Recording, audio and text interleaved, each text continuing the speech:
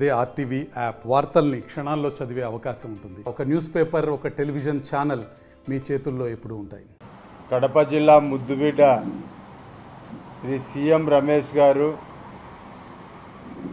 Anakapalli parliament స్థానం నుంచి దాదాపు 2,90,000 పైచిలుకు ఓట్లతో దిగ్విజయాన్ని అందుకొని ఆయన సొంత గడ్డ కడప జిల్లాకు 12/7/2024 అనగా శుక్రవారం రోజు రావడం జరుగుతోంది. వారు వస్తున్న సందర్భంగా భారీ ఎత్తున భారతీయ జనతా పార్టీ స్వాగతం పలకడానికి సన్నాహాలు చేస్తూ ఉంది. రాయలసీమ ప్రాంతానికి ఆయువు పట్టైన జీవనాడి అయిన గాలేరి నగిరి సుజల స్రవంతి,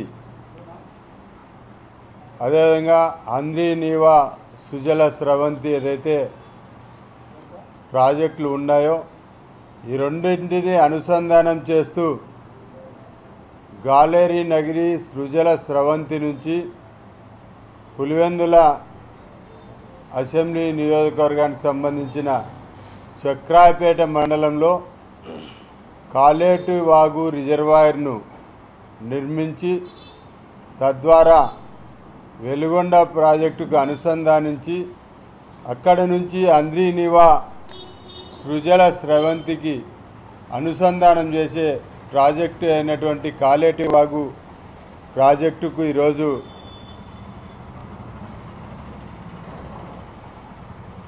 పని ప్రారంభించి గతంలో కాలేటి వాగు రిజర్వాయర్ పనులు పిఎల్ఆర్ కంపెనీ వారు నిర్వహించి అక్కడ వారికి ఆదాయం వచ్చే పనులు మాత్రమే చేసి ఇంకా మిగతా లిఫ్ట్ ఇరిగేషన్ కానీ పంపు సెట్స్ కానీ ఇవన్నీ కూడా నిర్మాణాలు చేపట్టకుండా కేవలం వారికి ఆదాయ వనరుగా చూసుకున్న పరిస్థితిని మేము ఖండిస్తూ కాలేటి వాగు సందర్శన చేపట్టబోతున్నాం. దీనికి కడప జిల్లా ప్రజలంతా కూడా పాల్గొని భారతీయ జనతా పార్టీ పెద్ద ఎత్తున కాలేటి వాగు సందర్శన చేయబోతోంది.